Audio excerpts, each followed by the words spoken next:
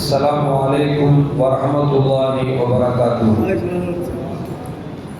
الحمد لله رب العالمين والصلاة والسلام على أشرف المرسلين وعلى آله وأصحابه وأتباعه أجمعين.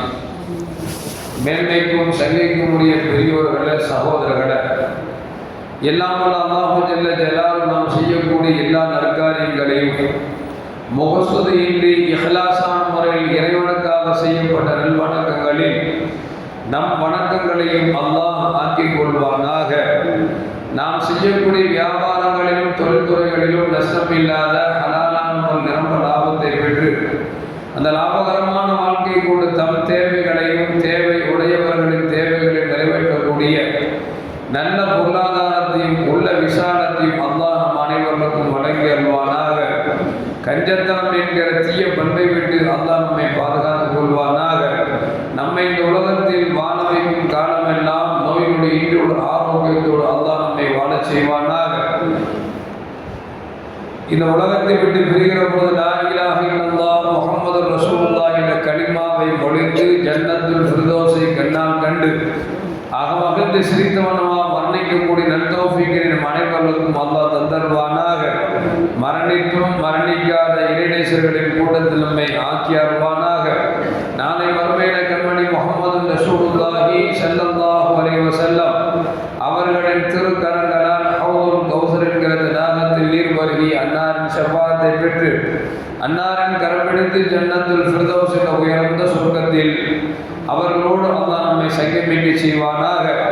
எல்லாவற்றுக்கும் மேலாக இறை அன்பை பெற்று இறைவனை பார்த்து பரவசமடையக்கூடிய லிகாவையும் ரிலாவையும் பெற்ற மக்களில் அல்லாஹ் நம்மை ஆக்கிக் கொள்வானாக.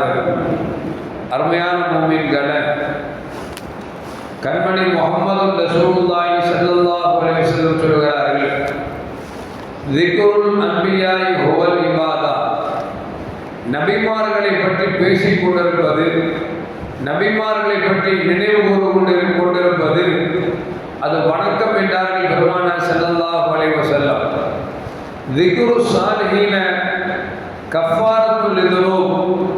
நல்லோர்களை பற்றி பேசுவதும் நினைப்பதும், வழிமார்களை, இறைநேச செல்வர்களை, நல்ல மனிதர்களை அவர்கள் நினைத்து பார்ப்பது, அவர்கள் வாழ்ந்த வாழ்க்கையை நாம் அறிந்து கொள்வது என்பது அது நாம் செய்த பாவத்திற்கு பரிகாரமாக அமையும் என்று நபிகள் நாயகம் ஸல்லல்லாஹு அலைஹி சொன்னார்கள்.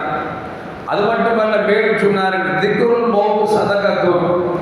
மௌத்தை நினைவு கூறுவது அது தான தர்மத்தில் உள்ள நன்மை நமக்கு கிடைக்கும் என்று கண்மணி முஹம்மது ரசூலுல்லாஹி ஸல்லல்லாஹு அலைஹி வஸல்லம் சொல்கிறார்கள்.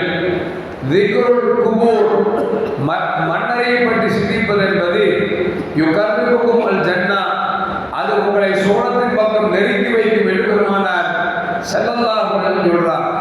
இப்போ முதல் பாயிண்ட் என்ன அப்படின்னா, திக்ருல் அன்பியா, நல்லோர்களை நினைப்பது என்பது ஹுவல் இபாதா அப்படின்னு சொல்லி ரசூலுல்லாஹ் சொல்றார்.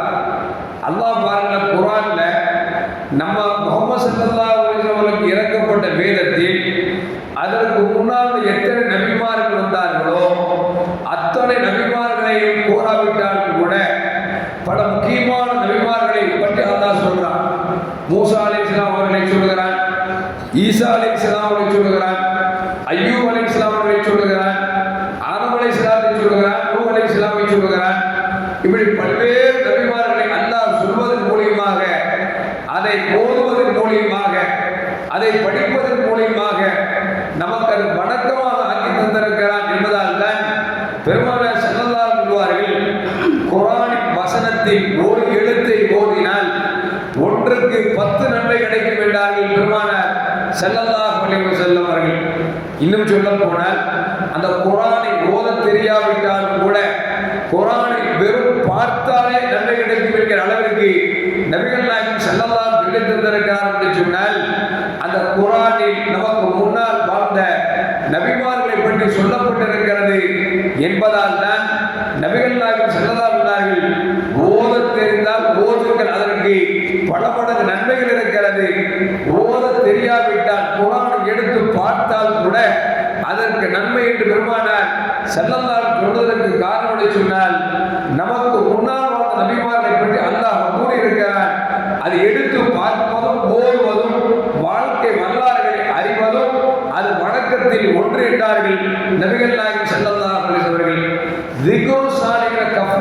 இருந்தோம் நல்லோர்களை வழிமார்களை பற்றி பேசுவது, அவருடைய வாழ்க்கை வரலாறுகளை சரித்திரங்களை படிப்பது இது நம்முடைய பாவத்திற்கு பரிகாரமாக அமையும் என்று நபிகள் நாயகம் ஸல்லல்லாஹு அலைஹி சொல்றார்.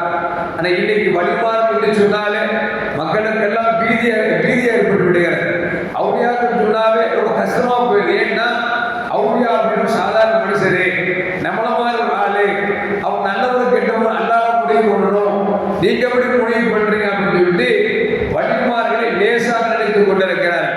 அருமையான மக்களே, அந்த வழிமார் உலகத்தில் வாழுகிற காலத்தில் இறைவனுக்காக இறை தூதருக்காக வாழ்ந்திருக்கிறார்கள். உலகத்தில் தன்னை அர்ப்பணித்திருக்கிறார் என்பதை வாழ்க்கை வரலாறு எடுத்துக்கொண்டு பார்த்தபடி சொன்னால் நமக்கெல்லாம் ஆச்சரியத்திலும் ஆச்சரியம் தரும். நம்மெல்லாம் கேள்விப்பட்டிருப்போம்.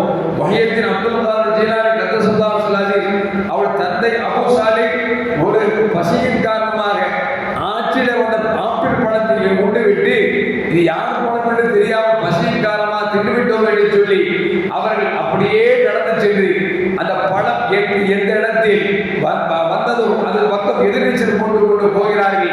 பார்த்தால் ஒரு தோட்டம் இருக்கிறது. தான் தின்ன பழம் அங்கு தொங்கிக் கொண்டிருக்கிற பழமும் ஒன்றென்று விலகி கொண்டு அந்த தோட்டத்துக்காரர் அழைக்கிறார். இப்படி ஒரு பழம் வந்தது தெரியாமல் சாப்பிட்டு விட்டேன், என்னை பொறுத்து கொள்ளுங்கள், மன்னித்துக் கொள்ளுங்கள் என்று சொன்ன பொழுது அவர் பார்த்தார் இதுதான் சாப்பிட்டு விட்டு பல வருஷமா வேலை வாங்கினாரு. ஒரு ஹராமான பொருள் உள்ளே சென்று விட்டதால் ஹலாலாக்குவதற்காக பல வருடங்கள் வேலை செய்கிறார் என்று சொன்னால் அவருடைய மனோநிலை எந்த அளவுக்கு இருக்கும் என்பதை யோசித்து பார்க்க வேண்டும். ஏன் அபூபக்கர் சித்திக் ரலியல்லாஹு தஆலா அவரிடத்தில் தன்னுடைய அடிமை ஒருவர் ஒரு பழத்தை கொண்டு வந்தார். அதை பசியின் காரணமாக வாங்கி சாப்பிட்டு விட்டார்கள். சாப்பிடுற கேட்டாங்க இது எப்படி வந்துச்சு அப்படின்னாங்க. அந்த அடிமை சொன்னார், நான் இஸ்லாத்துக்கு வருவதற்கு முன்பாக நான் ஜோசியம் பார்த்தேன். அப்படி ஒரு நாள் ஒரு ஜோசியம் பார்க்கிற பொழுது எனக்கு ஊதியம் கொடுக்காமல் விட்டுவிட்டார். இப்பொழுது ஊதியத்தை கொடுத்தார், வாங்கி கொண்டு வந்தேன், அதிலே பணங்கள் வாங்கி கொண்டு வந்தேன், அதைத்தான் நீங்கள் சாப்பிட்டு சொன்ன பொழுது ஜோசியம் பார்த்த காசு நான் சாப்பிட்டு விட்டேனா என்று சொல்லி தங்கள் வாயுக்குள் விரலை விட்டு வாந்தி எடுத்தார் என்ற வரலாறுலாம் வருகிறது என்று சொன்னால் இப்படிப்பட்ட நண்பர்கள் கிடைக்குமா என்பதை யோசித்து பார்க்க வேண்டும்.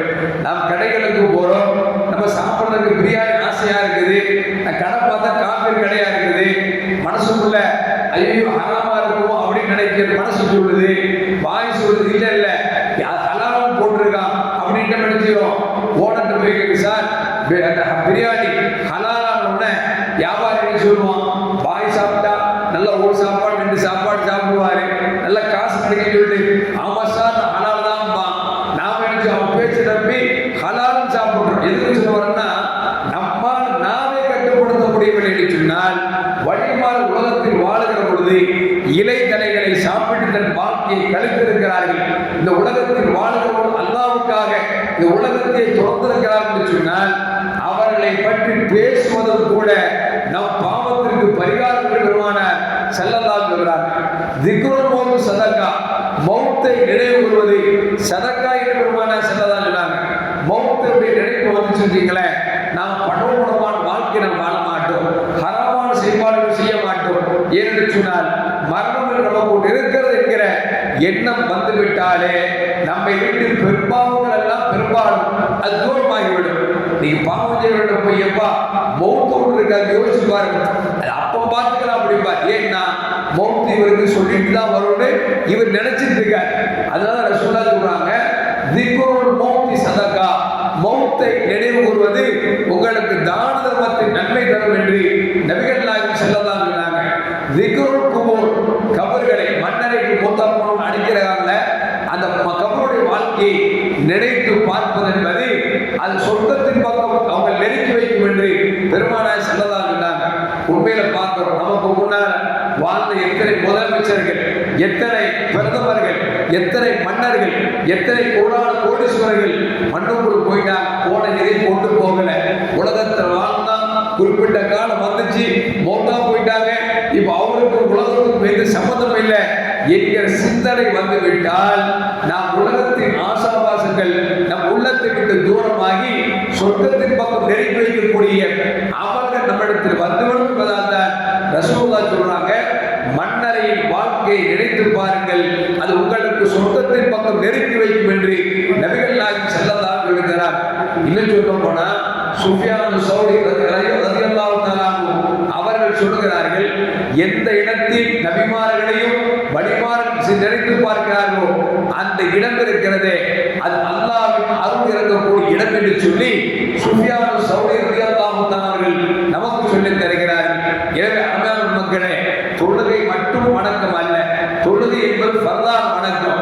இந்த தொழுகை ஃபர்தான வணக்கங்கள் நம்மிடத்தில் உயிரோட்டம் வர வேண்டும் என்று சொன்னால் நபிமாரின் வரலாறுகளை வாசிக்க வேண்டும், அவரின் வாழ்க்கை சரித்திரங்களை கேட்டு நம்மை திருத்திக் கொள்ள வேண்டும். அதுபோன்று வழிபாடு வரலாறுகளை படிக்க வேண்டும்.